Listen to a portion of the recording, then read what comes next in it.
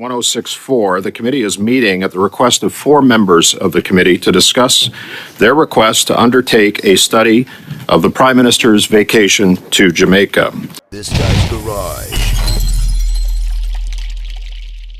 Like and subscribe. It was a challenging Christmas for many Canadians, and we saw record food bank use and, of course, people facing challenges with their home heating bills. I just want to quickly go over a couple headlines, and then I have a motion that I'd like to put forward to the committee chair. Some of the headlines that we saw over this Christmas were high prices, tight budgets have Canadians trimming how they'll celebrate this Christmas. Montreal Soup Kitchen may have to stop feeding homeless for the first time since 1877. All I'm doing is working and paying bills, why some are leaving Canada for more affordable countries, and the rising cost of living means this mom of 3 goes hungry so her kids can eat. So it has been a challenging time for many people, and it's of course heartbreaking to see the struggles that our fellow Canadians are going through. 2 more headlines. Trudeau's office won't answer questions on $84,000 vacation. Trudeau given free stay at $9,300 a night luxury Jamaican villa over Christmas holidays. So we started with the Prime Minister saying he was paying for it, and then saying that it was being gifted to him. That's a remarkable gift, $84,000, and the question of whether or not a Prime Minister should be accepting gifts worth $84,000 is one that perhaps an eventual study at this committee could consider, if it's ever appropriate. The story changed again, and the Prime Minister offered a third version of events, saying that he was staying with friends at their place and that he wasn't paying for it. So we know that his office said, the Prime Minister's office said that the Conflict of Interest and Ethics Commissioner cleared the vacation. The Ethics Commissioner has since said that that's not a function that they provide. They don't pre-clear vacations. And the Ethics Commissioner cannot release the correspondence between the Prime Minister and his office without the authority to do that, or an instruction to do that, a production order to do that. And that can be resolved, of course, by the Prime Minister just furnishing, Parliament, Canadians with that correspondence, releasing it, demonstrating that that the third story that we got from the Prime Minister was, in fact, the same story that he gave the Ethics Commissioner. The question is, was the Ethics Commissioner deceived or misled in any way? The reason that we're here is to deal with this specific event, this $84,000 gift. It happened to take the form of a vacation, and so that's why I have the following motion to move. I have it in both official languages. The clerk should have received a copy of it, and very simply, Chair, that the interim Conflict of Interest and Ethics Commissioner appear at the earliest opportunity regarding the Prime Minister's vacation to Jamaica. Okay, thank you, Mr. Barrett. The motion has been moved. The clerk has advised me that she has sent it to the members of the committee in both official languages. Again, one of the hallmarks of the Trudeau brand and our Prime Minister in the 2015 election was his pronouncement that there was no other relationship that was more important to Canada than its relationship with Indigenous Canadians. This was an important milestone in the history of this country in an effort to broker reconciliation between non-Indigenous and Indigenous alike. What did the Prime Minister do? The Prime Minister instructed his office to lie to Canadians, to say that he was in Canada engaging in private meetings, when in fact some sleuths in the Canadian public were able to track his flight and realize he wasn't in Ottawa. He was en route to BC to take a surfing vacation. Point of order, Chair. Point of order, Chair. Go ahead, Ms. Damoff, on your point of order. And as it relates to the standing orders, I'd like to just some clarification on that, if you don't mind. Yeah, no, twice now the member has said that the Prime Minister lied, and I think we all know that that is not allowed under parliamentary rules. So I just wondered if you could remind him that he can't say that the Prime Minister lied. If that could just, you could remind the honourable member of that, Chair. Thank you. Thank you, Ms. Damoff. I'm going to ask Mr. Brock just to be a little more judicious in his words. The Thank you. Prime Minister was deceitful to Canadians. If it's okay with you and through you, Mr. Chair, I'd like to ask Mr. Barrett, I know that he had written to the Conflict of Interest Commissioner. He had written a letter. I'm just wondering if he had gotten a response and what that response was. And if that's okay, once I get the answer from Mr. Barrett, I'd like to take the floor back. Mr. Barrett, do you have a response for Ms. Khalid or not? I'd say that the most relevant point from the commissioner's response was that he's not able to share correspondence, if there was any, between the Prime Minister's office and his office. And so,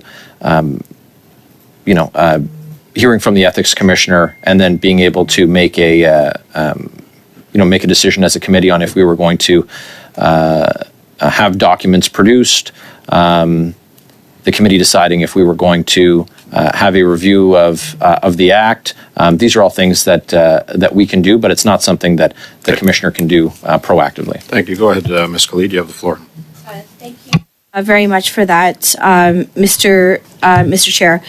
I'm quite perplexed, actually. I mean, on the one hand, we give the Conflict of Interest Commissioner the ability, the privilege to look into and to consult with each member of Parliament, each elected official's affairs, to help them and guide them in how we conduct our affairs in the most ethical, the most transparent manner. And so, as Mr. Barrett had written to the Ethics Commissioner on this specific issue, it would be really nice to see, because this matter is now before the committee, what the actual response was. I would love for Mr. Barrett to share with the whole committee what the Ethics Commissioner responded back to him on these questions that we are all deliberating right now on this emergency meeting on this 106.4. So I'm hoping that Mr. Barrett, on his own accord, would be able to share and just forward, whether through the clerk or to all of our committee members, what the exact response was. When Mr. Barrett began his introduction to his motion, he talked about affordability. And, that's a concern that Canadians have. There's absolutely no doubt about that. And that's why, as a government, we have brought in reduced childcare fees. And if you think that that isn't helping families, I know in my own family, the reduction of fees by half here in Ontario. I'd like to move an amendment to the motion as follows: that the interim conflict of interest and ethics commissioner appear for one meeting regarding the Conflict of Interest Act and rules. That's the amendment I'd like to make. Thank you, Madam Fortier, for that amendment to the motion. Please give us a moment. I'll just speak to the clerk. Ms. Fortier. I needed clarification because the motion itself, the amendment itself is not clear. Are you asking for an additional meeting with the Conflict of Interest Commissioner to come in and discuss this issue, or are you amending it to replace what Mr. Barrett has put? Exactly.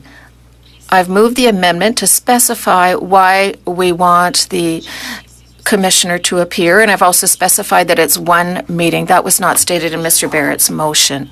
So the motion is amended to have one meeting and to say specifically that we'll be discussing the travel rules in the Conflict of Interest Act and I've removed the mention of the Jamaican trip. The difficulty with that is that it substantially changes Mr. Barrett's motion.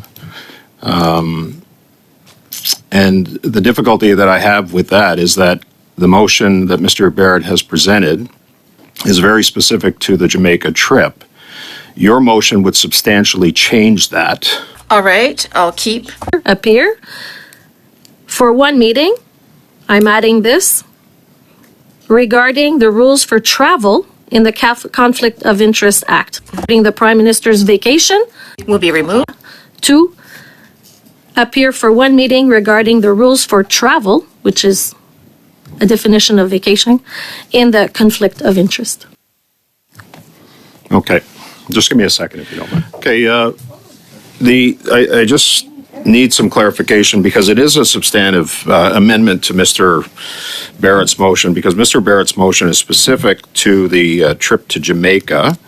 The purpose of this meeting today, as it relates to the request by the members, is for the trip to Jamaica. So are you suggesting then? Je suis pas nécessairement d'accord avec vous. I don't necessarily agree with you, Chair. We're talking about the Interim Commission of Conflict of Interest. I think we all want to meet him. Everyone agrees on that. Where I need clarification.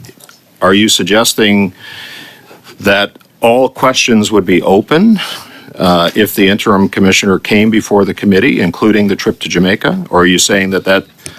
On parle du voyage, donc. We're talking about travel. I think if we're talking about travel rules, that includes trips that any MP could take, including the Prime Minister. Okay.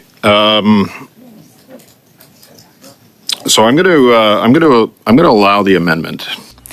With regard to the amendment, I like the spirit of the amendment. However, travel and vacations are types of gifts. And if we want to have the commissioner before us, then I think he should also explain his position or the code with regard to gifts. The clerk for working on the double amended motion. So as it reads with the amendment and the sub-amendment right now, that the interim conflict of interest and ethics commissioner appear for one meeting regarding the rules for gifts, vacations, and travel in the Conflict of Interest Act and Code. So that double amended motion has been sent to every member. Can we find consensus on the sub-amendment from Mr. Villemure? Okay, I see heads nodding, thumbs up. Okay, so the sub-amendment passes. On the amendment from Madame Fortier to Mr. Barrett's motion, Mr. Barrett, you had your hand up? We'll just move through this first. Okay. So on the amendment of Madame Fortier, I'm looking to get some consensus from the committee members on that. I see it. Thumbs up on Zoom. Okay. So now we're back to the main motion as amended by the previous amendments. Mr. Barrett, I'm going to go to you on the main motion as amended, sir. Thanks, thanks, Chair. So I do want to just emphasize that with the amendment that happened, you previously had clarified that the subject of the Jamaica gift would be fair game for that meeting. So can you confirm that that's what you said? I think that's precisely what I said. I think it's important to re-emphasize what Mr. Blakey had said about not expecting that things were going to change anytime soon. And I want to offer you a quote from today from the Prime Minister. When asked about this, he said, and the Prime Minister said, and I quote, "I know that over the holidays many Canadians stayed with friends, and I don't see any questions about that."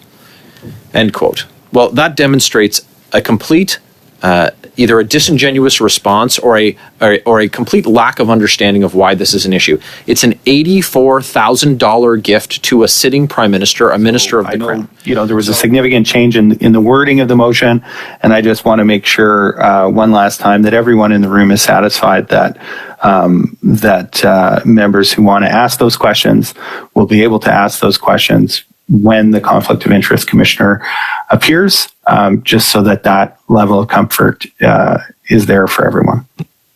Mr. Blakey, and it certainly is the chair's perspective in a question from Mr. Barrett that the trip to Jamaica would be on the table when the interim ethics commissioner does appear. Do you want to have a subcommittee to discuss how we're going to prioritize? Well, I think I think if it's the direction of the committee at this point that we're going to do this at the earliest opportunity, we will deal with it, okay? Yeah, my only issue is Matt Green's not here and he's part of the committee, so that's the only issue. Okay, so I'll make sure that I circle back with Mr. Green after his trip to Gaza, okay? So, we are on the main motion as amended. Do we have consensus on the main motion as amended, or do we need a vote? Could we have a recorded division, Mr. Chair? We certainly could, if you requested, Mr. Blakey. The clerk is prepared. We're going to have a recorded division. Go ahead, Madam Clerk. 10 years this week. Okay, thank you. The motion as amended passes. Mr. Barrett, I saw your hand. Go ahead, please. Yeah, thanks, Chair.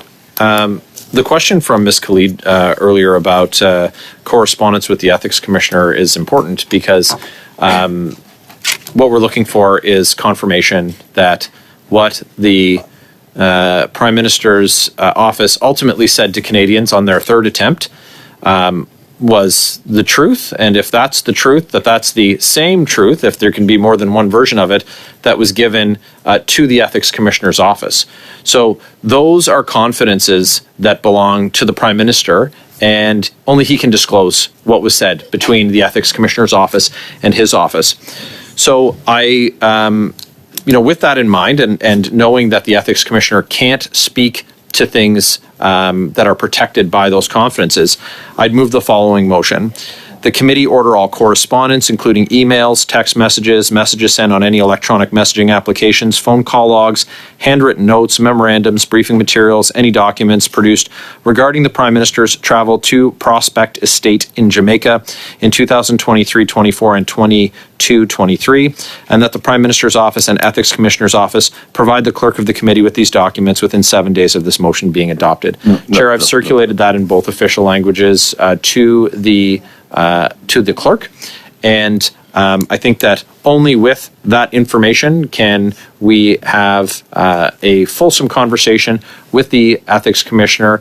The agreed upon timeline to have that hearing once the House resumes would allow for this information to be received by the clerk prior to that, and I think that because there's been a change in the story 3 times, that we get that we find out if there's been a deception that was made to the Ethics Commissioner. Thank you, Chair, and I'll be very brief. I just want to put on the record that Section 22 says the Commissioner also provides confidential advice to the Prime Minister about conflict of interest and ethics issues, and I'll underline confidential. We question now, and particularly important for Canadians, is the fact that the story changed 3 times. It's important for Canadians in this committee to know and to see the documentation of what has happened and the changing story. What exactly did they provide in context to the Ethics Commissioner? Sorry, Mr. Duncan. We have a point of order from Ms. Khalid on the standing orders. Which one is it? It's on, I just wanted to clarify one thing, that the Ethics Commissioner does not give clearance. They provide advice on how to. So I would just like to advise the member on that. Great point. Go ahead, Mr. Duncan. Well, I find that very interesting because it was the government House leader that used the word pre-approved, checked with the Ethics Commissioner, got advice, got guidance. But I think Mr. Duncan has the floor. Go ahead, Mr. Duncan, please. I think especially telling that the Liberals are riled up about this because the Prime Minister could proactively table the information to this committee to clarify if there's nothing to see here.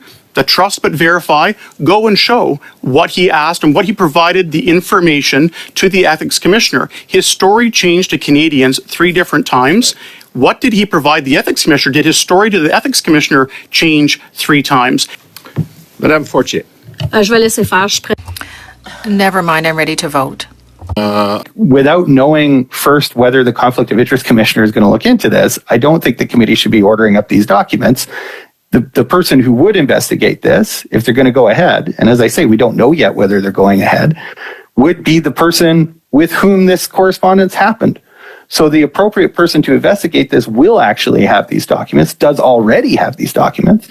And I don't think the committee should be ordering them up before we even know whether the Conflict of Interest Commissioner is going to be investigating. That just seems to me to be putting the cart before the horse. It's not a cover-up. It's just being aware of what the appropriate procedures are and then acting in a way that supports them rather than undermining them. Okay, thank you, Mr. Blakey. You said something earlier that I just need interpretation on. What's a BS detector? Oh, no. You don't It's have to say something it, we could Dan. all stand to invest in a little better around Okay. Parliament Hill, All Mr. right. Chair. Thank you for clarifying that. So we are going to call the vote. I'm going to preempt this by saying that we're going to seek a recorded vote. Mr. Barrett has requested that. Go ahead, Madam Clerk, on the motion by Mr. Barrett. Thank you. The vote is on the motion by Mr. Barrett. Mr. Baines. No. Ms. Damoff. No. Mr. Aldag. No. Madame Fortier. No. Ms. Khalid. No. Mr. Barrett. Yes. Monsieur Gourde. Oui. Mr. Duncan. Yes. Monsieur Villemur. Non, bien évidemment. Obviously. Mr. Blakey. No. Yeas 3, oui 3, nays 7, non 7. Okay, so the motion has been defeated.